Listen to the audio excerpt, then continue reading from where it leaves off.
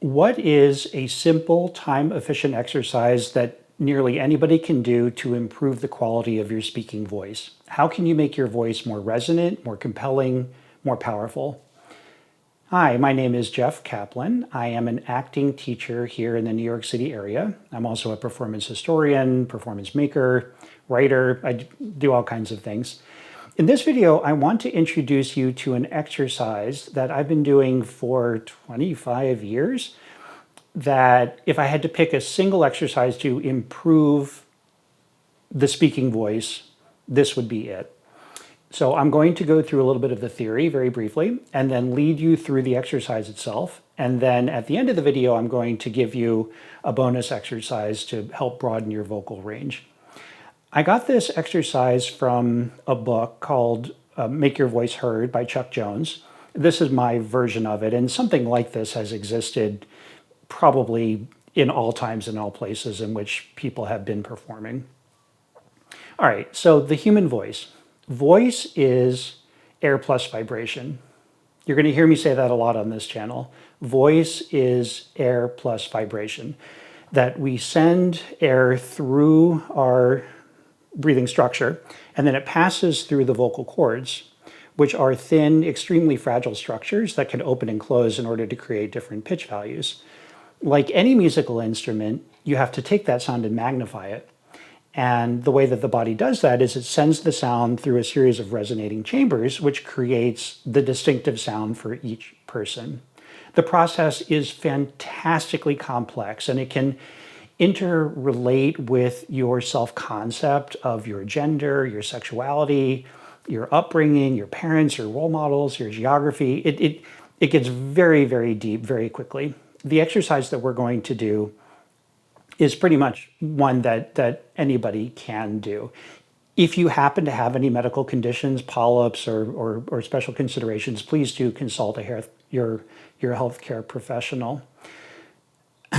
Okay, let's go ahead and get started. I think the best thing to do is to just go through it. Now, if you're normally abled, I'd like you to stand up. The exercise just works better that way. So if you're lying on your couch looking at your phone and you're able to stand up, let's go ahead and stand up. All right, I'm going to come back here a little bit so that you can see what I am doing.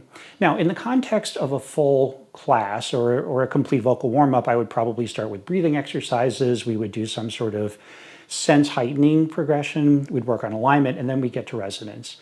For the purpose of this video, we're just going to cut right to the exercise. Although we can do one pre-activity, and that's just take a yawn. So just include your arms, include your voice. Just give it a little touch of sound.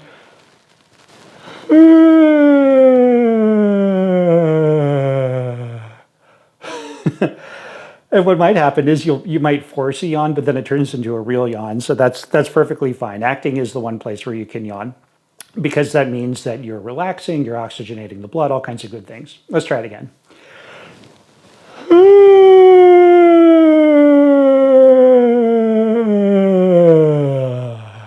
Yeah, good. Okay. Now I'd like you to take your hands and put them over your sternum. And what we're going to do is make your breastbone buzz. And you do that through a vowel sound. Don't think of this so much as singing as you're making a sound. I find that picking a low pitch works well. I'm assuming you're somewhere in your own space where you can make noises or let people know that you're about to do these crazy acting things if there are other people around. But here we go. Ready? Take a deep breath in. And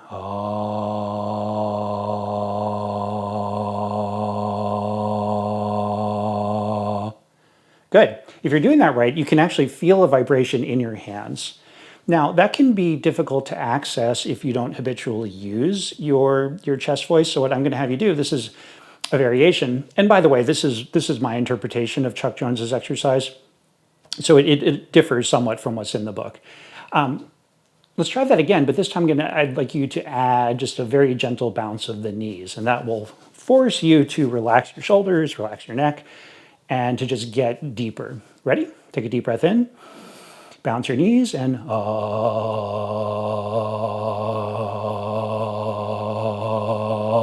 excellent. Okay, moving up to throat resonance.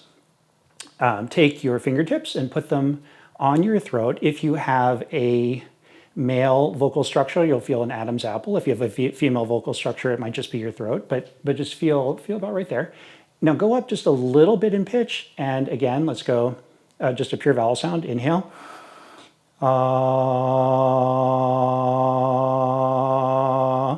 Excellent. Let's go back to chest voice just to touch in with that. Inhale.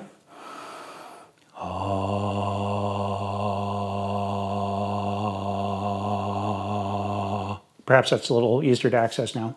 Back to throat. Inhale.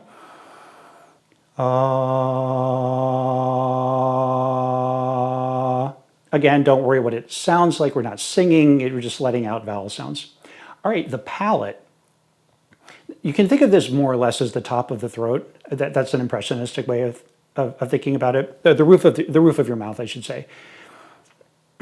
If you're on stage without magnification, without a microphone, pitching your voice on the roof of your mouth is a good way to project volume. I won't do this here with the microphone because I'll blow it out, but in a studio or in a theater, I demonstrate to classes how to get really, really loud without damaging your voice. And you do that by shifting the center of your voice up.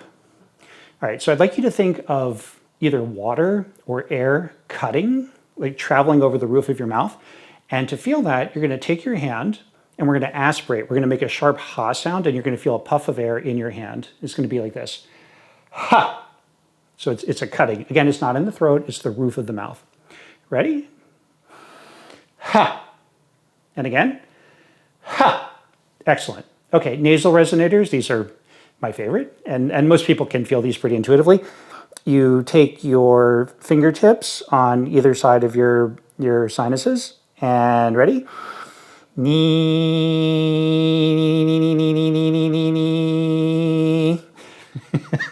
love that. Okay, the last one is cranial resonance, the cranium, the top of your head. This one is probably the most difficult to feel. If you have a male vocal structure, think in terms of falsetto. If you have a female vocal structure, think in terms of high head voice. You may not get this right away. You're basically going to try to make as high a pitch as you can and get the top of your head to buzz. You'll know it when you feel it, so don't be alarmed if you don't get this at first. It might take several practice sessions. Ready? Inhale.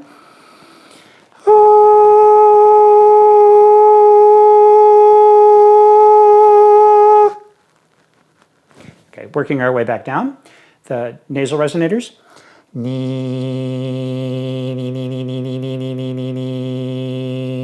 Palate. Ha. Ha. Good. Throat.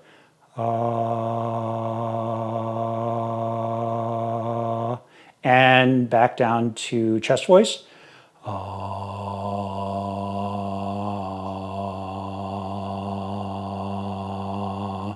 And there we go. Okay, so to test that, to see what that did, I'd like you to just think of a random sentence. It could be, my name is, and you say your name. I will say, I enjoy blueberry donuts. Just on the count of 3, I'm just going to have you say anything and just with your own ears, see what it sounds like. 1, 2, 3. Excellent. Okay, now you can use this exercise if you're developing a character. For example, whenever I would go to back to school night for my daughter here in the New York City area, for some reason the gym teachers, especially the men, would push their voices down into their chest, probably to make themselves seem more tough. You know what I mean?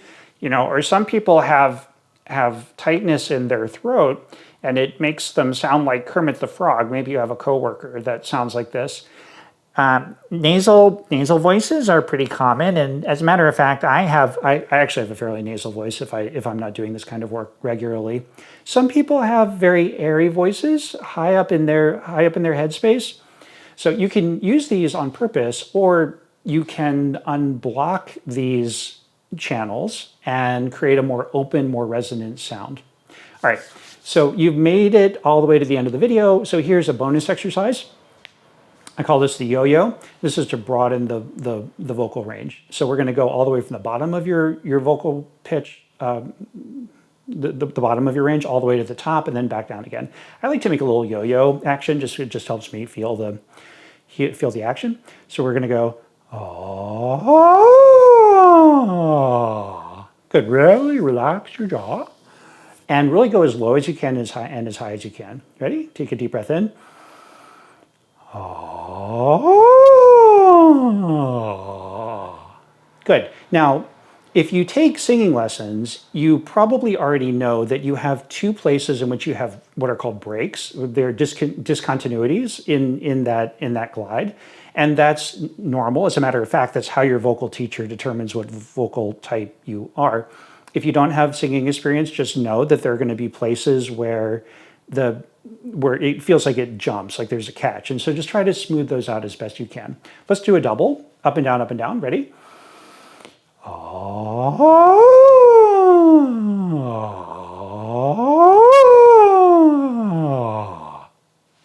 And there you go.